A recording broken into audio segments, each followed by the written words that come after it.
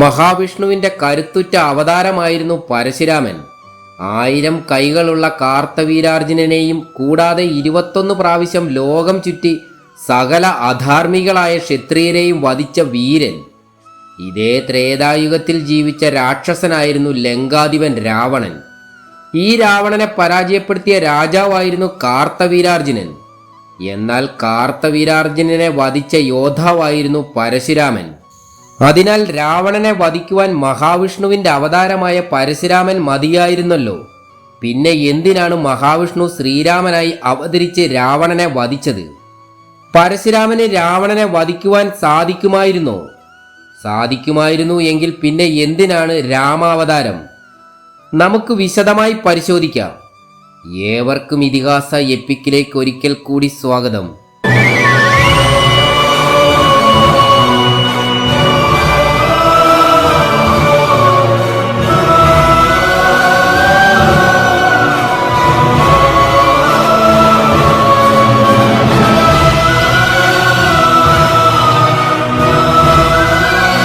പരശുരാമനും രാവണനും തമ്മിൽ യുദ്ധമുണ്ടായാൽ ആരാണ് വിജയിക്കുക? ഒരാൾ മഹാവിഷ്ണുവിന്റെ 6ാമത്തെ അവതാരം മഹാദേവന്റെ പരമോന്നത ശിഷ്യനുമായ മഹാവീരനായ പരശുരാമൻ, മറുവശത്ത് ലങ്കയിലെ രാജാവായ രാവണൻ. ഇവരെക്കുറിച്ച് പറയുമ്പോൾ രാവണന്റെ ശക്തി എത്രത്തോളം വിപുലവും ഉഗ്രവുമായിരുന്നു എന്ന് മനസ്സിലാക്കണം. രാവണൻ ഒരു സാധാരണ രാക്ഷസനായിരുന്നില്ല. ഈ രാക്ഷസനെ ദേവകൾ പോലും ഭയപ്പെട്ടിരുന്നു. ഇവന്റെ പക്കൽ 60 ലക്ഷത്തോളം അസുരന്മാരുടെ ശക്തമായ ഒരു സൈന്യമുണ്ടായിരുന്നു. ഈ സൈന്യത്തിന്റെ സഹായത്തോടെയായിരുന്നു ലങ്ക ഭരിച്ചിരുന്ന രാവണന്റെ സഹോദരനായ കുബേരനെ അവൻ പരാജയപ്പെടുത്തി പുഷ്പക വിമാനവും അളവറ്റ സമ്പത്തും കൈക്കലാക്കിയത്. കൂടാതെ യമരാജനുമായുള്ള പോരാട്ടത്തിൽ രാവണൻ പാശുപതാസ്ത്രം ഉപയോഗിച്ച് യമരാജന്റെ സൈന്യത്തെയും പരാജയപ്പെടുത്തി. യമരാജാവുമായുള്ള രാവണന്റെ യുദ്ധം 7 ദിവസം നീണ്ടുനിന്നു. ആ ഘോര യുദ്ധത്തിൽ ഒടുവിൽ ബ്രഹ്മദേവൻ ഇടപെടേണ്ടി വന്നു. കാരണം രാവണനെ വധിക്കുവാൻ ഒരു മനുഷ്യന് മാത്രമേ സാധിക്കുകയുള്ളൂ എന്ന് ബ്രഹ്മാവ് രാവണന് വരം നൽകിയിരുന്നു. അതുപോലെ തന്നെ കാലദണ്ഡുകൊണ്ട് പ്രഹരിച്ചാൽ ആരും മരിക്കുമെന്ന് ബ്രഹ്മാവ് കാലനും വരം നൽകിയിരുന്നു. അതിനാൽ ഇവർ തമ്മിലുള്ള പോരാട്ടം എങ്ങനെയും അവസാനിപ്പിച്ചേ പറ്റൂ എന്ന് ബ്രഹ്മാവ് നിശ്ചയിച്ചു. അങ്ങനെ ബ്രഹ്മദേവൻ കാലദേവനെ സമീപിച്ച് താൻ രാവണന് നൽകിയ വരത്തെപ്പറ്റി യമദേവനെ ഓർമ്മിപ്പിച്ചു. അങ്ങനെ ഒടുവിൽ യമദേവൻ പരാജയം സമ്മതിച്ചു.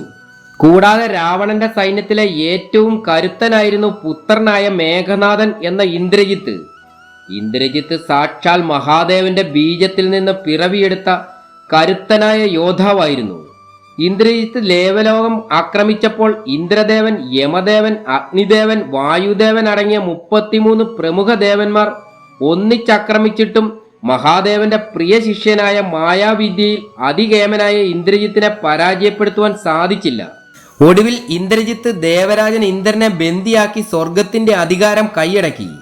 ശ്രീരാമനുമായുള്ള യുദ്ധത്തിൽ രാവണൻ സകല വാനര സൈന്യത്തെയും ബോധരഹിതരാക്കി.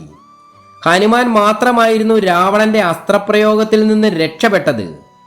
ലക്ഷ്മണൻ രാവണന്റെ അസ്ത്രപ്രയോഗത്താൽ ബോധരഹിതനായി വീണു.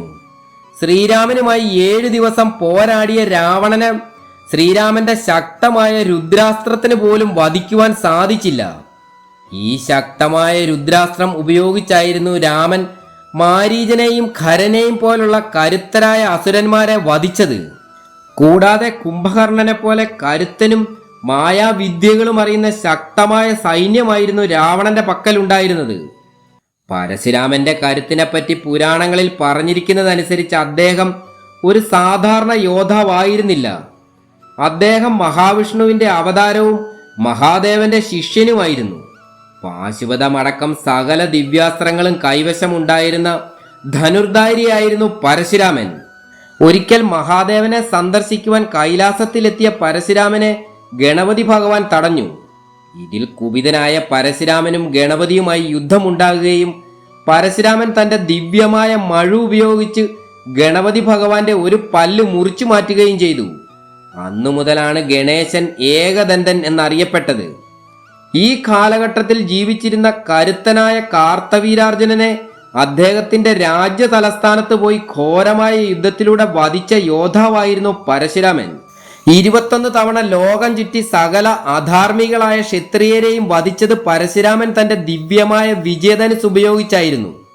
പരശുരാമന്റെ പക്കലുള്ള ദിവ്യാസ്ത്രങ്ങൾ വിജയധനുസിൽ നിന്ന് തൊടുത്താൽ അതിനെ തടുക്കുവാൻ ആർക്കും സാധിക്കുമായിരുന്നില്ല. ഇതിൽ നിന്നും രാവണനും പരശുരാമനുമായി ഏറ്റുമുട്ടിയാൽ രാവണൻ കരുത്തനായ യോദ്ധാവായിരുന്നു എങ്കിലും പരശുരാമൻ അദ്ദേഹത്തെ പരാജയപ്പെടുത്തും. രാവണൻ അജയ്യനായ യോദ്ധാവായിരുന്നില്ല. കാരണം രാവണനെ കാർത്തവീരാർജുനനും ബാലിയും ലക്ഷ്മണനും പരാജയപ്പെടുത്തിയിട്ടുണ്ട്. കൂടാതെ ഹനുമാനും സുഗ്രീവനും രാവണനെ പരാജയപ്പെടുത്തിയതായി രാമായണത്തിൽ പറഞ്ഞിരിക്കുന്നു. കൂടാതെ ഇന്ദ്രദേവനുമായുള്ള പോരാട്ടത്തിൽ രാവണൻ പരാജയപ്പെടുകയും ഒടുവിൽ ഇന്ദ്രജിത്ത് എത്തി ദേവകളെ പരാജയപ്പെടുത്തി ഇന്ദ്രനെ ബന്ദിയാക്കിയതായും രാമായണത്തിൽ പറഞ്ഞിരിക്കുന്നു. രാവണന്റെ പക്കൽ നിരവധി ദിവ്യാസ്ത്രങ്ങൾ ഉണ്ടായിരുന്നു. എന്നാൽ അവയെല്ലാം തടുക്കുവാൻ ശക്തമായ ദിവ്യാസ്ത്രങ്ങളെല്ലാം പരശുരാമന്റെ പക്കലുണ്ടായിരുന്നു. അതിനാൽ രാവണൻ ഏത് അസ്ത്രം പ്രയോഗിച്ചാലും അതിനെ നിർവീര്യമാക്കാനുള്ള അസ്ത്രം പരശുരാമന്റെ പക്കലുണ്ടായിരുന്നു. ഏറ്റവും പ്രധാനപ്പെട്ട വസ്തുത പരശുരാമൻ മഹാവിഷ്ണുവിന്റെ അവതാരമാണ് എന്നതാണ്. രാവണൻ വെറും ഒരു അസുരൻ മാത്രമാണ്, അവൻ എത്ര ശക്തനായാലും. അതിനാൽ ഇവർ തമ്മിലൊരു യുദ്ധമുണ്ടായാൽ പരശുരാമൻ മാത്രമേ വിജയിക്കുകയുള്ളൂ. ശ്രീരാമൻ അവതരിച്ച് രാമൻ സീതയെ വിവാഹം കഴിച്ച് മിഥിലാപുരിയിലേക്ക് വരും വഴി പരശുരാമനെ കണ്ടു. സ്വയംവരത്തിൽ തന്റെ ഗുരുവായ മഹാദേവന്റെ ശൈവവില്ല് രാമൻ ഒടിച്ചതിൽ പരശുരാമൻ കുപിതനായി. രാമന്റെ പരാക്രമം കാണുന്നതിനായി പരശുരാമൻ വൈഷ്ണവ വില്ല് കൊടുത്ത് ഇതിൽ കുലയ്ക്കുവാൻ ആജ്ഞാപിച്ചു. ശ്രീരാമൻ വില്ലെടുത്തു കുലയ്ക്കുവാൻ ആരംഭിച്ചു. ഉഗ്രമായ ശ്രീരാമ തേജസ്സിന് മുന്നിൽ പരശുരാമൻ മരവിച്ചു നിന്നു. അതിനുശേഷം പരശുരാമൻ പ്രസന്നവദനായി രാമനെ അനുഗ്രഹിച്ചു. ശ്രീരാമന്റെ ജനനത്തോടെ പരശുരാമന് നഷ്ടപ്പെട്ട ഭഗവാൻ മഹാവിഷ്ണുവിന്റെ ചൈതന്യം ഈ സംഭവത്തോടെ പൂർണ്ണമായി ശ്രീരാമനിൽ ലയിച്ചു. അങ്ങനെ പരശുരാമൻ അതിനുശേഷം ഒരു സാധാരണ മനുഷ്യനായി മാറി. അതിനാലാണ് ദ്വാപരയുഗത്തിൽ പരശുരാമന് ഭീഷ്മ പിതാമഹനെ യുദ്ധത്തിൽ പരാജയപ്പെടുത്തുവാൻ കഴിയാതെ വന്നത്. ശ്രീരാമ ജനനത്തോടെ പരശുരാമന്റെ അവതാര ലക്ഷ്യം പൂർത്തിയായിരുന്നു. മഹാവിഷ്ണുവിന്റെ ചൈതന്യം നിലനിന്നിരുന്നു എങ്കിൽ ഒരിക്കലും പിതാമഹന് പരശുരാമന് മുന്നിൽ പോരാടി നിൽക്കുവാൻ സാധിക്കുമായിരുന്നില്ല. അതിനാൽ മഹാവിഷ്ണുവിന് മനുഷ്യനായി ജനിക്കേണ്ടി വന്നു. പരശുരാമൻ വിഷ്ണുവിന്റെ അവതാരമാണ്. പക്ഷേ അദ്ദേഹം ബ്രാഹ്മണ ക്ഷത്രിയ സ്വഭാവമുള്ള അവതാരമാണ്. അദ്ദേഹം പൂർണ്ണമായ മനുഷ്യ രാജാവായി ജനിച്ചില്ല. അദ്ദേഹത്തിന്റെ അവതാര ലക്ഷ്യം അധാർമിക ക്ഷത്രിയരെ നശിപ്പിക്കലായിരുന്നു. രാവണവധം അദ്ദേഹത്തിന്റെ ദൗത്യമായിരുന്നില്ല. ശ്രീരാമന്റെ അവതാരത്തിന്റെ ലക്ഷ്യം രാവണവധം മാത്രമായിരുന്നില്ല. രാവണവധം ആ അവതാരത്തിന്റെ പല ലക്ഷ്യങ്ങളിൽ ഒന്നു മാത്രമായിരുന്നു. ശ്രീരാമന്റെ അവതാരത്തിന്റെ ലക്ഷ്യങ്ങൾ പലതായിരുന്നു. അധാർമികളായ രാജാക്കന്മാരെ പരശുരാമൻ വധിച്ചതിനു ശേഷം ഒരു ഉത്തമനായ ആദർശശാലിയായ രാജാവ് എങ്ങനെ ഒരു രാജ്യം ഭരിക്കണമെന്ന് ശ്രീരാമൻ ലോകരെ കാണിച്ചു കൊടുത്തു. ആദർശശാലിയായ ഒരു പുത്രൻ, ഒരു പതി, സഹോദരൻ എങ്ങനെ ജീവിക്കണമെന്ന് ശ്രീരാമൻ തന്റെ ജീവിതത്തിലൂടെ മാലോകർക്ക് കാണിച്ചു കൊടുത്തു. ശ്രീരാമൻ മര്യാദാ പുരുഷോത്തമനായി മനുഷ്യരൂപത്തിൽ ജീവിച്ചു. അദ്ദേഹം പൂർണ്ണമായി മനുഷ്യധർമ്മം പാലിച്ച് ജീവിച്ചു. പരശുരാമൻ അസാധാരണ തപസ്സും ശക്തിയും നിറഞ്ഞ മഹാവിഷ്ണുവിന്റെ ഉഗ്ര അവതാരമായിരുന്നു. അദ്ദേഹം പൂർണ്ണ മനുഷ്യാവതാരമായിരുന്നില്ല. എന്നാൽ ഭഗവാൻ ശ്രീരാമൻ പൂർണ്ണ മനുഷ്യജീവിതത്തിന്റെ മാതൃകയായിരുന്നു. ശ്രീരാമൻ രാജാവായി ജനിച്ചു, ഗുരുകുലത്തിൽ പഠിച്ച്, വനവാസം അനുഭവിച്ച്, കുടുംബബന്ധങ്ങൾ പാലിച്ചും മനുഷ്യജീവിതത്തിന്റെ സമ്പൂർണ്ണ മാതൃകയായി ജീവിച്ചു.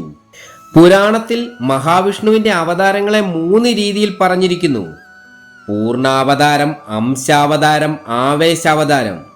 ഇതിൽ പരശുരാമനെ പല ആചാര്യന്മാരും അംശ ആവേശ അവതാരമായാണ് കാണുന്നത്. ശ്രീരാമനെ പൂർണ്ണ മനുഷ്യാവതാരമായും പറഞ്ഞിരിക്കുന്നു. ലളിതമായി പറഞ്ഞാൽ പരശുരാമൻ മനുഷ്യരൂപത്തിൽ ജനിച്ചു. പക്ഷേ അദ്ദേഹം മനുഷ്യധർമ്മത്തിന്റെ മാതൃകയായി ജീവിച്ച അവതാരമായിരുന്നില്ല. രാവണവധം മനുഷ്യാവതാരത്തിലൂടെ നടക്കേണ്ടതിനാൽ ഭഗവാൻ മഹാവിഷ്ണുവിന് ശ്രീരാമൻ എന്ന പൂർണ്ണ മനുഷ്യാവതാരമായി അവതരിക്കേണ്ടി വന്നു.